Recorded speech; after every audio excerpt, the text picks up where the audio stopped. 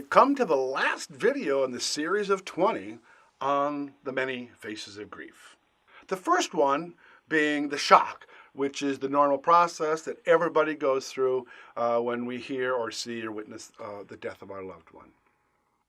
We went through all these emotions through the different series of faces of grief that accompany the grief, that are components of the grief journey. And like I say, some are sister emotions, some you may feel, some you may not feel. But the ultimate, this last one, I call peace. This is the goal. This is a place to be at, something to hope for. When we talked about hope, fostering hope and nurturing hope, that someday maybe we'll have a face like this, that we will find. Sometimes we can find ourselves looking in the mirror and we are smiling. And then we feel guilt and anxiety. Oh, why am I smiling? We caught ourselves smiling. Well, we need to smile. It's so important for us. And so be around people that make you laugh. Be around people that enjoy life. Be around positive people. Don't get in a room full of Eeyores. Don't be around a lot of negativity. Negativity is like a cancer. It just spreads and spreads and spreads. So when there's a lot of either get away from the negativity or bring some light. But if you haven't got the energy to bring light, then just escape the energy, escape the negativity. Because sometimes we just don't have enough energy to disarm the negativity. Just like sometimes in our grief, that someone will come up to us and want to give us compassion. And we see them at the grocery store and they want to show us some compassion. And we look at them and go, oh, we want to run the other way. Because we're fickle in our grief. We appreciate that they want to give us compassion, but we just don't have the strength to receive it. And that's why sometimes we run the other way. That's why sometimes we bolt to get away from some oncoming compassion. It seems like contrary to what we need to run away from compassion. But like I say, it takes work to process that and to receive the compassion sometimes. So it's nice when someone just bulldozes right to us and cuts that fear of, I won't be able to handle this either. So it's peace comes on its own accord when everything is balanced. When we're balanced, body, mind, and spirit, peace is going to come a lot faster. There is no time limit in grief. When they say time heals all wounds, that is a bunch of BS. It's not time that heals wounds, it's what you do with that time. This is a goal. Like when I talk about the stairs, and this is in another video, I talk about the stairs modality of grieving, where we go into shock, and then in STAIRS, it's an acronym, shock, and then trauma, then acceptance, and then insight, and then rebuilding, and then S, we finally have serenity.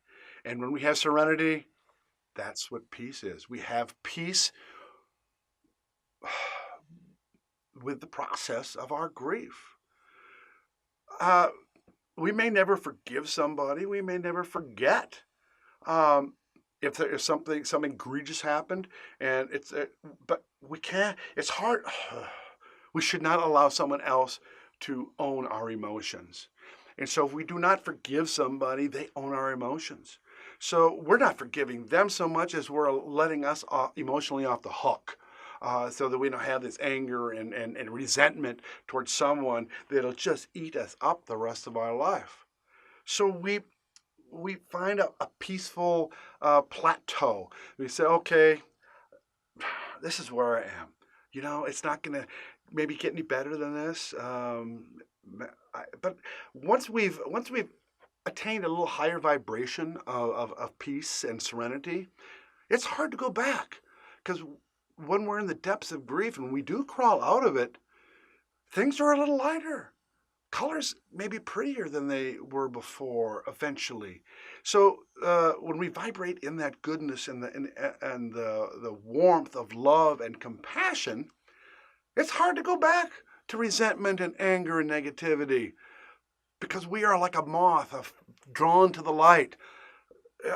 We are an animal. We are drawn to light. It's like every animal in this world is drawn to light.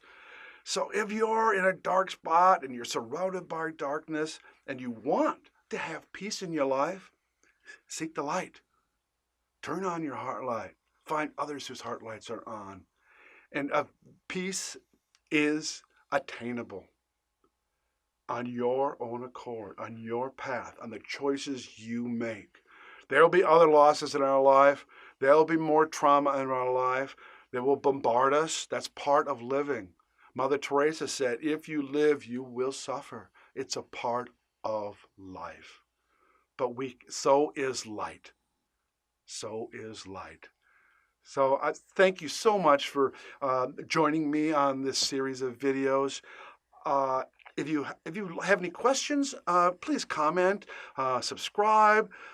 If you like these videos, if you want more videos on a subject that I have not talked about, please leave a comment or email me or write to me and let me know, because I want to bring to you what you need in your grief journey. There's so many avenues and so many ways that we can go and learn from other people who have traveled this journey before. We do not need to reinvent the wheel. You can survive this. You have everything you need to survive this journey. If you don't, reach out to a friend, hold their hand and help them guide you through this journey. Because the journey to find joy again. Look at it as not the journey to get over our grief, but look at it as a journey to survive our loss. Look at it as a journey to gain joy in our life. It is our journey. We own it. Make it yours. It is yours. It is your legacy. And our legacy includes joy. Turn on your heart light.